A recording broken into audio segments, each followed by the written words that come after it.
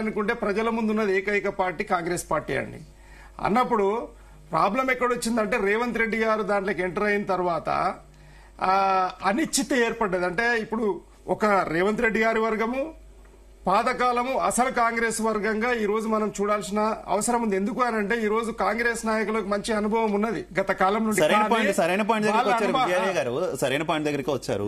BRS కూడా కాంగ్రెస్ వ్యతిరేక రాజకీయం కంటే కూడా రేవంత్ రెడ్డి టార్గెట్ గా, రేవంత్ రెడ్డి ఎక్కడ దొరుకుతారు, రేవంత్ రెడ్డిని ఎక్కడ ఇరికించాలి, రేవంత్ రెడ్డి సర్కార్ని ఏ రకంగా కూల్ చేయాలి, కేవలం టార్గెట్ రేవంత్ రెడ్డిగానే నడుస్తుంది. ఈ మొత్తం అన్ని వ్యవహారాల్లో కూడా వేలు పడుతుంది అనేది మీ మీద ఉన్నటువంటి విమర్శ బీఆర్ఎస్ మీద ఏం చెప్తారు? అయితే 100% దాచుకుంటే సత్యం అనేది దాగదు, ప్రజల ముందర కనిపిస్తూనే ఉంటది. టార్గెట్ ఈజ్ కాంగ్రెస్ ఏ రోజు కూడా కేసీఆర్ గారిని ఇబ్బంది పెట్టలేదండి.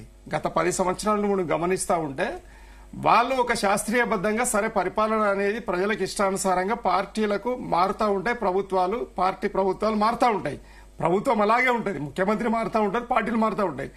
కానీ ఇక్కడ రేవంత్ రెడ్డి గారు అనే ఒక శాల్తి, ఒక యువ నాయకుడు, మరి అన్ని అనుభవాలు ఉన్నటువంటి కేసీఆర్ గారి మీద వాస్తవంగా కక్షపూరితంగా ఎలాంటి తప్పు లేనిది, ఎలాంటిది అంటే కేసీఆర్ గారేమో యావత్ తెలంగాణ మొత్తం నేనే నాయకుడిని, నేను లేకపోతే ఎవరు లేరు అనే స్థాయిలో ఆయన దాన్ని అడాప్ట్ చేసుకుని, తెలంగాణ ఇజాన్ని అడాప్ట్ చేసుకుని ఆయన నాయకత్వం వహిస్తూ ఉంటే, ఈయననేమో ఆయనకు కాళ్లలో కట్టెలు పెట్టే పని చేస్తూ, ఆయనను వ్యక్తిగతంగా విమర్శిస్తూ, వాళ్ళ కుటుంబాన్ని విమర్శిస్తూ చాలా అడ్డుకట్టలు వేసే పరిస్థితి. అంటే ప్రజల్నే పక్కదారి పట్టించే పరిస్థితి. మీరు చేయలేదా టార్గెట్? గతంలో అధికారంలో ఉన్నప్పుడు రేవంత్ రెడ్డిని మీరు చేయలేదా టార్గెట్? రేవంత్ రెడ్డిని లెక్క పెట్టిన వాడిని మేము. ఆ రోజున రేవంత్ రెడ్డి గారి పేరు తీసిన రాండి మా కేసీఆర్ గారు, లేదు మా కేటీఆర్ గారు, లేదు హరీష్ రావు గారు. అంటే ఆయన వయసులో ఉన్న వాళ్ళన్నా కనీసం రేవంత్ రెడ్డి గారి పేరు ఎత్తినరా? అంటే కారణాలు ఏంటి అంటే ఈ రోజు రాజకీయాల స్థాయిని రేవంత్ రెడ్డి గారు తగ్గించారు, దాన్ని పెంచలేదు.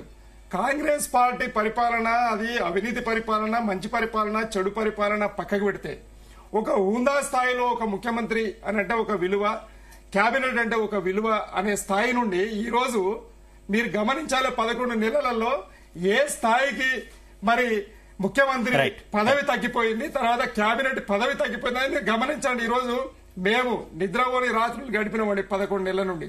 ఈ రోజు తెలంగాణలో అస్థిరత ఏర్పడ్డది. కారణం ఏంది? అనిశ్చితి ఏర్పడే కారణం ఏంది?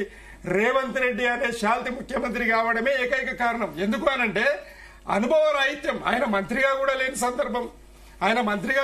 సందర్భంలో ఈరోజు డైరెక్ట్ ముఖ్యమంత్రి అయిన సందర్భంలో కేసీఆర్ గారు ఏదైతే తెలంగాణ ప్రజల ఆశయాల కోరికల మేరకు మరి బంగారు తెలంగాణ కాన్సెప్ట్ ఒప్పుకుంటున్నారు. మీ రాజకీయం టార్గెట్ కాంగ్రెస్ కంటే కూడా టార్గెట్ రేవంత్ రెడ్డి కింద జరుగుతుంది. 100% రేవంత్ రెడ్డి గారు మేమే వదిలిపెడతామండి. కాంగ్రెస్ పంచాయతీ లేదు. రేవంత్ రెడ్డి గారు కేసీఆర్ గారి ఫ్యామిలీని ఎంత హింస పెడతా ఉన్నారు అనేది అడుగడుగున ప్రజలు గమనిస్తా ఉన్నారు. రేవంత్ రెడ్డి గారు రమేష్ గారు ఏం చెప్తారు? బీఆర్ఎస్ నుంచి విజయారావు క్షత్రియ గారు క్లియర్ గా చెప్పేస్తున్నారు, మా టార్గెట్, మా పోరాటం కాంగ్రెస్ తో కాదు, మా పోరాటం అంతా రేవంత్ రెడ్డితోనే మా పోరాటం అంటున్నారు. రేవంత్ రెడ్డి వదిలే ప్రసక్తే లేదంటున్నారు. యాజ్ ఏ కాంగ్రెస్ లీడర్ గా ఏం చెప్తారు? టిఆర్ఎస్ పార్టీ పూర్తి స్థాయిలో దేశాన్ని, రాష్ట్రాన్ని అధ్వానమైన పరిస్థితి తీసుకొచ్చి వాళ్ళు గొప్పలు మాట్లాడారు. ఈరోజు డీజీపీ మన జీడీపీ గ్రోత్ ఎంత ఉందండి వీళ్ళు వచ్చినప్పుడు, ఎటువంటి పాలక అయిపోయింది బీజేపీ ప్రభుత్వం. ఇక ఇక్కడ అప్పుల పాలు చేసారు. విజయరావు గారు ఆదాయం లెక్కలు తీస్తే $2014 ఉన్నదండి, ఈ రోజు ఎంత ఉన్నారు? విజయరావు గారు గమనించాలి. వద్దు, పాయింట్ టు పాయింట్ వద్దు ప్లీజ్. రమేష్ గారు కంటిన్యూ.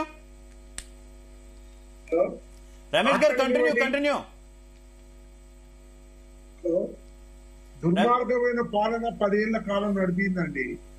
ప్రజల వాక్కును అరికట్టేసారు, ధర్నా చౌకులు ఎత్తేసారు, మాట్లాడలేని పరిస్థితి తీసుకొచ్చారు, రైతులకు బేడీలేసారు. మీ గొప్పతనం మీరు మాట్లాడే అర్హత ఉందా మీకు? ఈరోజు పూర్తి స్థాయిలో అప్పుల పాలు ఊపిలో దించి పారేసింది ఈ రాష్ట్రాన్ని.